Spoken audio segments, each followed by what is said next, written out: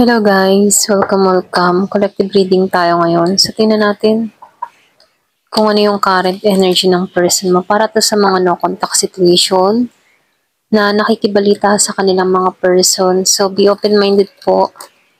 Hindi halos lahat makaresonate. Start na tayo. Ano yung situation niya ngayon? Yung kanyang nararamdaman? Give me the message. Ano yung situation ng person mo ngayon?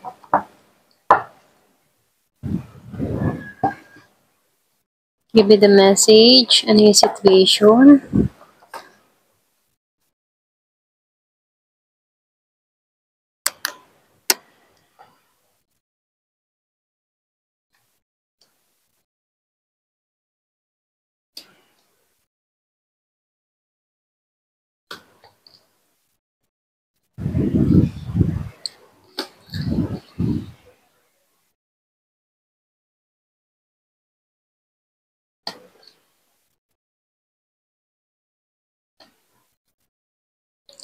Pagdating ngayon, sa sitwasyon ng person mo, hindi siya okay.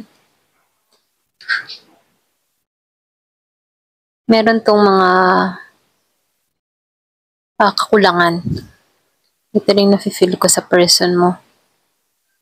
Meron na nakikitang Scorpio, Pisces, Cancer. Meron din akong nakikitang Virgo, Taurus, Capricorn. Merong Gemini, Aquarius, Libra. Meron ding Aries, Leo, Sagittarius.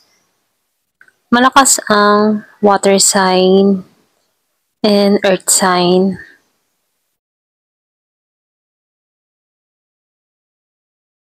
Umaasam tong tao na to ng pagbabago. Kumbaga, bukas pa rin ang puso ng tao na to sa pagbabago. Yung iba sa inyo, namimiss nito yung presensya mo. Kung paano ka mag-offer sa taong ito. Kung paano ka mag-care or mag-aruga sa kanya rito. Ikaw yung nagparamdam dito ng balanse. Doon din naging magaan yung takbo ng buhay ng taong ito sa'yo. Okay? Yung iba sa inyo, no? Kaya miss ng tao na to yung presensya mo. Wala siyang choice, wala siyang mapagpilian dito. Pwedeng ikaw na lang yung lumayo dito or pwedeng ikaw na lang yung nanahimik dito. Ganon. Kaya lang wala siyang choice kundi tanggapin to. So dito, ikaw yung madalas na pwedeng nagbibigay dito or nagsustento dito. Pwedeng ikaw yung mas nakakaangat sa kanya rito. Kasi dito, ramdam ng tao na to yung kawalan. Hindi niya ramdam yung kabuuan. Dahil ikaw ay nawala na rito. Okay? So, marami ka ding binuhos na oras, panahon, effort, maging pera din, dun sa iba sa inyo. Kumaga, bukas palad ka dito eh. Kaya lang, itong taong ito, andun na sa'yo lahat, nagbukas palad ka sa kanya, pero meron tong mga hinahanap. Yung man tipong di pa rin kontento, ganun. Ganun yung energy niya rito. Kaya dito, lahat nawala. Pati ikaw. Kasi, andyan ka na, binibigay mo lahat para sa kanya, buo yung pagmamahal mo sa kanya, pero walang kakontentuhan. Kaya dito, yung iba sa inyo, itong tao na to nawalan lalo. Pamula nang inalisan mo to.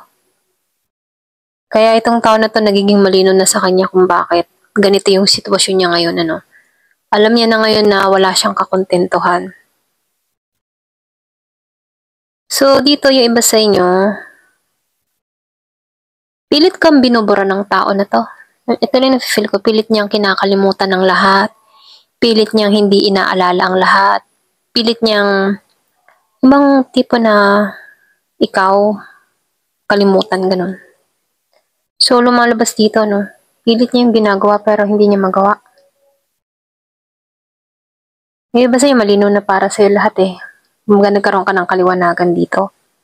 Iba sa inyo meron ka kadiling na Scorpio, Cancer, or Pisces, Year of the Pig. Meron nangyari 2 months ago, dun sa iba sa inyo 7 months. Iba naman 2 years. Umalis ka dito 6 months ago, dun sa iba sa inyo. Meron akong nakikita Gemini, Aquarius, or Libra.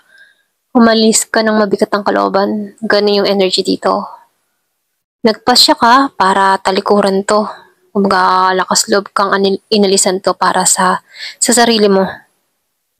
Hindi ka rin masaya nung time na inalisan mo to, no? Pwedeng ang bigat-bigat, lahat may problema, dala-dala mo lahat, dala-dala mo ang pasanin, ganun yung energy mo dito. Pero kinakaya mo.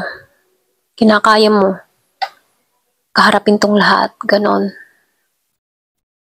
Hindi ka takot eh. Hindi ka takot magsimula ng bagong simula. Ganun. Ito na nafe-feel ko, hindi ka takot na sumubok. Hindi ka takot mag-healing sa nangyayari sa'yo.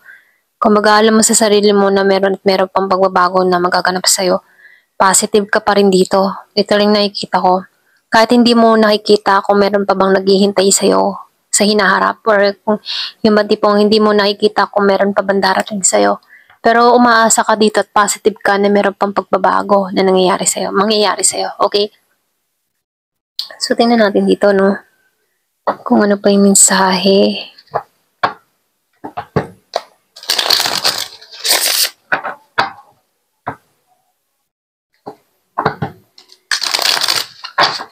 Ano pa yung situation ng person mo? Sa loobin, gusto sabihin, ganyan.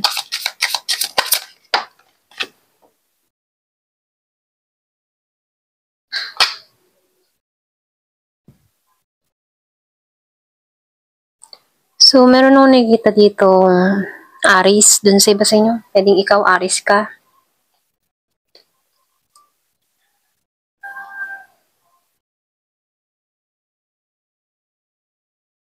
Lumalabas dito, yung iba sa inyo mataas ang estado mo sa pamumuhay. Pwedeng mas nakakaangat ka sa taong ito. Yung sinabi ko kanina. Yung mga tipo na kaya mong kontrolin ang sitwasyon. Malakas yung iyong paninindigan, or pwede rin malakas lang yung aura mo. Ganon. Medyo stricto ka din. Pwedeng ito rin yung isang dahilan, ano. Medyo stricto ka, or pwede rin sabihin na meron ka lang rules na sinusunod pagdating sa panahon ngayon. Very independent kang tao, okay? So, dito, lumalabas din dito, yung iba naman sa inyo, nakikitaan ko dito, grateful ka sa mga nangyari sa'yo ngayon.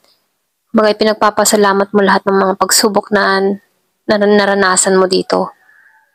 Lalo-lalo na sa mga nagaganap sa'yo, okay? Ngayon, mas priority mo i-enjoy yung buhay mo. Ganun. So, umaasam ka din dito, no? Di ba umaasam din ikaw dito ng pagbabago?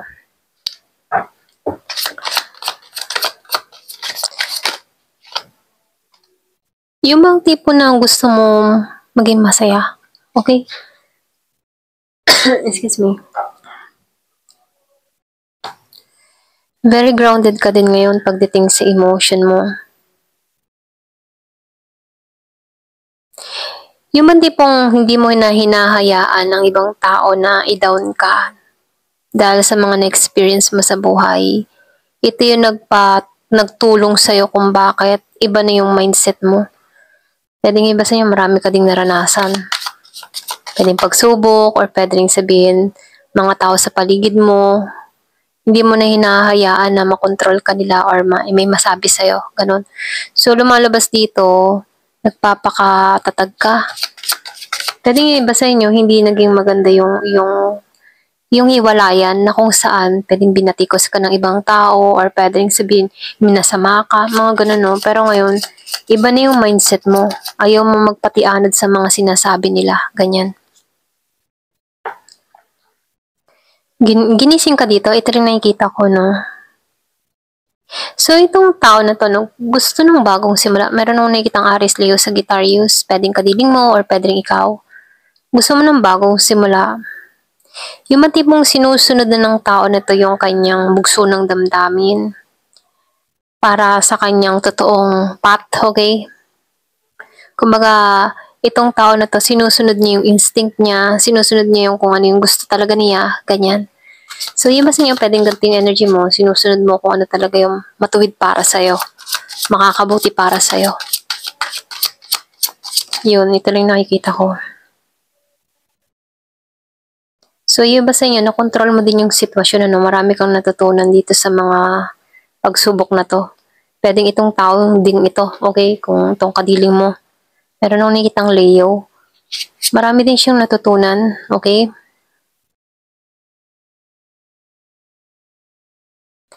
So, nafe-feel ko dito, no? Ngayon, nakikitaan ko dito, meron ditong tao na bago siya gumawa ng hakbang, ano, pinag-iisipan niya muna maigi. Kung tama bang gawin to or hindi, okay? Kung papabarba sa kanya yung sitwasyon, ganyan. Nagmamatured. Ito lang nakikita ko, nagmamatured. Merong hindi pa rin makalimot sa'yo. Yung iba sa inyo? Since na-met ka ng tao na to, doon nagbago ang lahat. Merong nag-expand sa tao na to. Maraming bagong ideas or pwede rin ikaw, marami kang bagong ideas nung nakilala mo tong tao na to. So, nakikitaan ko dito, no, meron dito nagiging energetic eh. Kumaga, para siyang ano, nung pamula nung nakilala niya yung person niya rito, dun nag-start na nagkaroon ng inspirasyon tong tao na to. Kaya lang sa hindi inaasahan kung ano man yung naging dahilan niyo dito kung bakit kayo nagkaroon ng labuan or hiwalayan dito, no. Yung iba sa inyo pwedeng malalim to kung bakit kayo nagkaroon ng issue ng tao na to, okay? Ito na yung nakikita ko, no. So, dito, so, namimisteryosohan tong tao na to sa'yo, very mysterious ka, na kung saan dun siya na-attract sa'yo sa pagiging mong mysterious, ano. May something sa'yo na hindi may paliwanag ng tao na to, okay? Kaya tong tao na to, hindi rin to masyado nag-expect sa'yo kasi pwedeng merong something sa'yo nakakaiba na kung saan hindi niya alam kung makakayanan pa ba niya.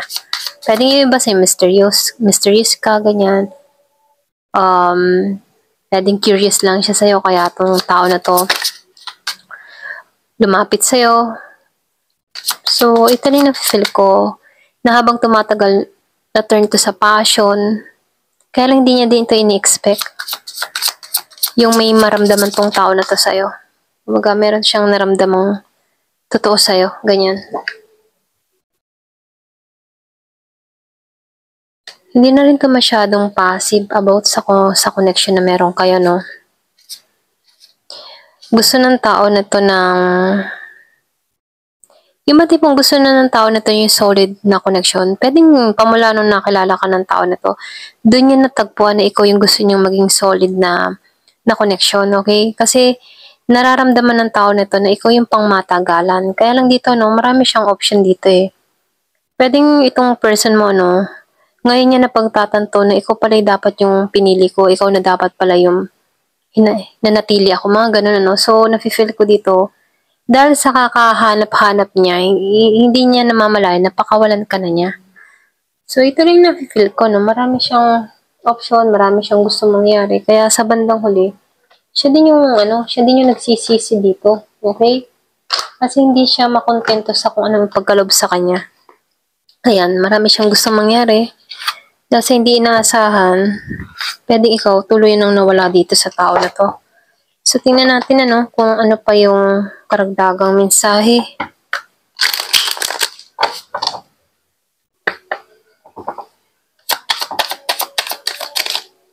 Clock. Merong kailangan ng oras, time to heal, para magpatuloy. Ganyan.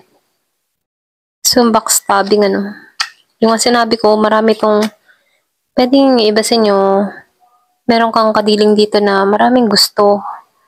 Kaya, feeling betray ka dito eh. May pandaraya, may pagsisinungaling. Pwedeng hindi lang ikaw yung kausap ng tao na to. Marami kayo. Ganyan. Pagka-playboy, playgirl. Ganun yung image niya. Pero ikaw yung nagpatinong dito. Ito yung nakikita ko. Kaya lang, pwede ikaw, lumayo ka na ng tuluyan. Gusto ka nito eh. Gusto ko niya ditong i-engage. May nasasaktan. Deeply hurt, sad, grieving. May nalulungkot sa sitwasyon. Pwedeng hindi niya akalain na ganito yung kahihinatnan niya. Ganon. Wala siyang maramdaman dito ngayon na taong magmamahal tulad nung sayo. So, dito, meron ditong gusto ng kaliwanagan, gusto ng paghilom sa nakaraan, ganyan.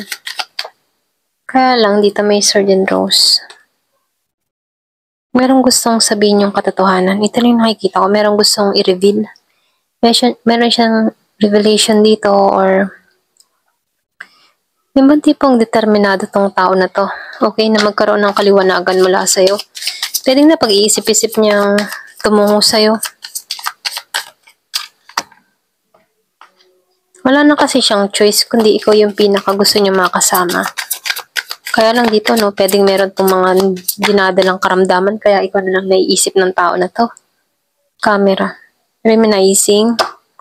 So, ng tao na to na, yung ba tipong gumawa muli ng panibagong memory sa'yo. Ganyan. Nagkakaroon siya ng pangunawa. Yun yung masaklap dito, no, yung tuloy kang nawawala. Doon nare-realize ng tao yung halaga mo. Ganun. Ayan, tumasik to. So, gusto niyong maging masaya kayong dalawa. Ayan. Ito yung gusto niyo. Paradise.